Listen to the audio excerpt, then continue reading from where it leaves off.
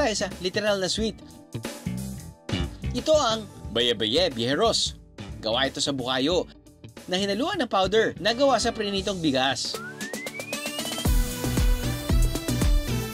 Nakilala namin si Nanay Luisa mula sa Bayawan City na mahigit 4 na dekada nang gumagawa nito. Baye-baye sa Bayawan. Sarap ba yan?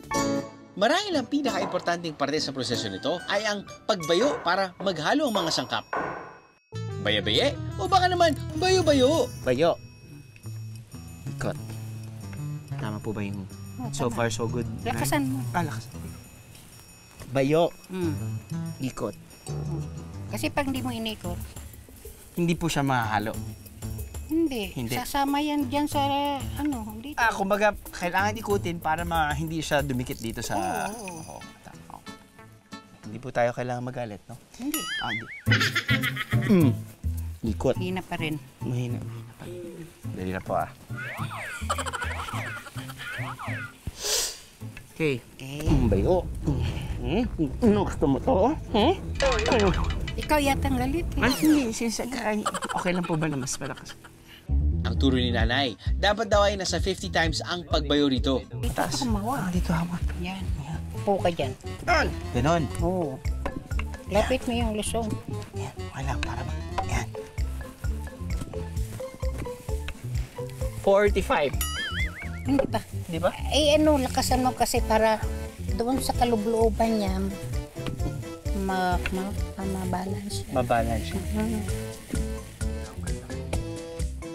33. Kulang pa 5. 5. 4. Ay, napatawa na kita! Yes! Yes! Okay. 3.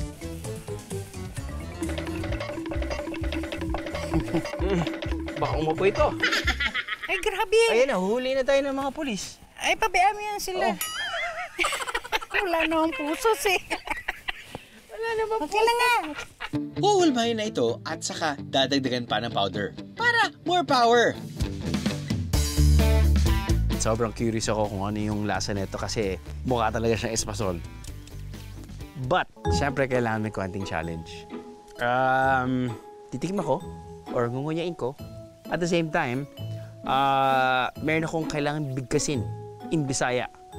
Itong mga tongue twister sentences. Okay? Alright.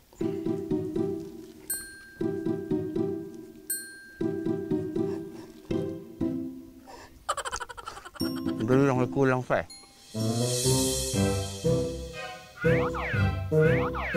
Ang ganda. Ang ganda. Niligas. Lost. Ang ganda. Niligas. Lost. Ang ganda. Niligas. Lost. Ano yun, Harvey?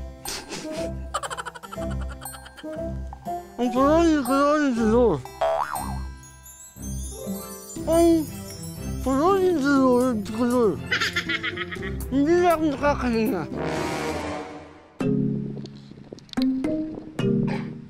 Yan yung tamang pagsubo. Hindi yung kailangan.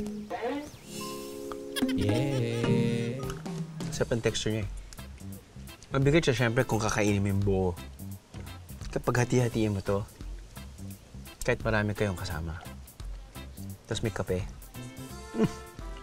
Sarap. Ano, nabiting ka sa biyahe? God! All you gotta do is just subscribe to the YouTube channel of GMA Public Affairs and you can just watch all the Behind the Drew episodes all day, forever in your life. Let's go! Yeehaw!